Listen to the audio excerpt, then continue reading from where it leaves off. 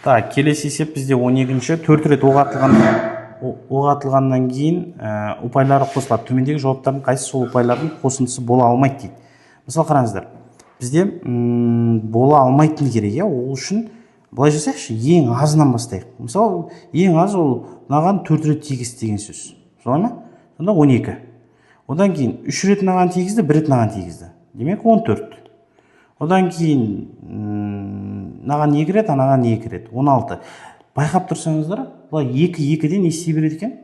Қосыла береді екен, 2-2-ден қосыла береді. Сонда 22 бар, 24 бар. Осындай бір заңдылық шықты да бізде. 28 бар, 30 бар. 30 мысалы арасында бір тексеріп қойсақ болады. Мысалы 4 рет 7-ге тексек, 28 келеді. 30 келеді, 3 рет 7, 1 рет 9. Онда 32 бар және 36 бар. Енді осылардың ішінде қайсысы бізде жоқ? 33 жоқ. Тақ боламайды никак. Негізі бұны жазбай-ақ біз варианттарға қарап анықтасақ та болады екен ғой.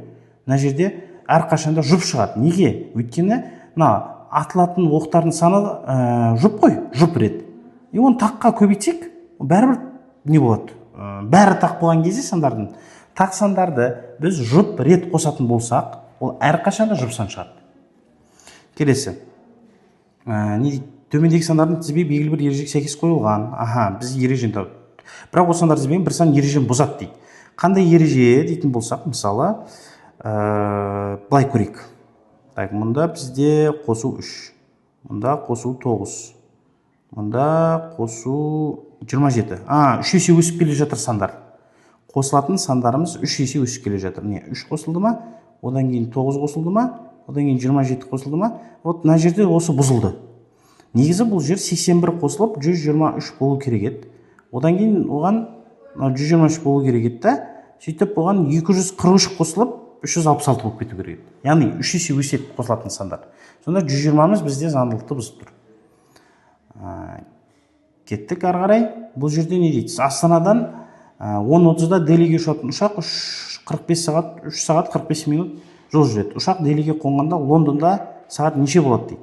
Былай жасайықшы, біз осы 3 сағат есептегенде Астанамен есептеп алайық бірінші.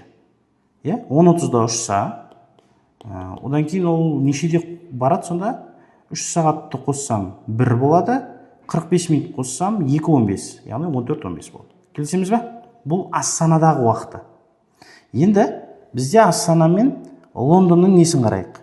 Айырмашылығын. Астана бізде 6 сағат алда екен. Демек, мынадан 6 сағат артқа кетеміз. Осыдан 6 сағат азайтатын болсақ, бізде 08:15 болады. Келісеміз бе? Яғни 8:15. Так, 5 таңбалы бұл санның 45-ке қалдықсыз бөліну үшін. Қараңыздар. Біз негізі 2-нің, 3-тің, 4-тің, 5-тің, мысалы 9-дың, 8-дің қасиеттерін білеміз ғой. Соның ішінде 2 таңбалы сандардың қасиеттері қандай болады? Мысалы 45 десек, 45 ол бізде 5 пен 9-дың көбейтіндісі ғой. Демек ол бір уақытта 5-ке бөліну керек, бір уақытта 9-ға бөліну керек.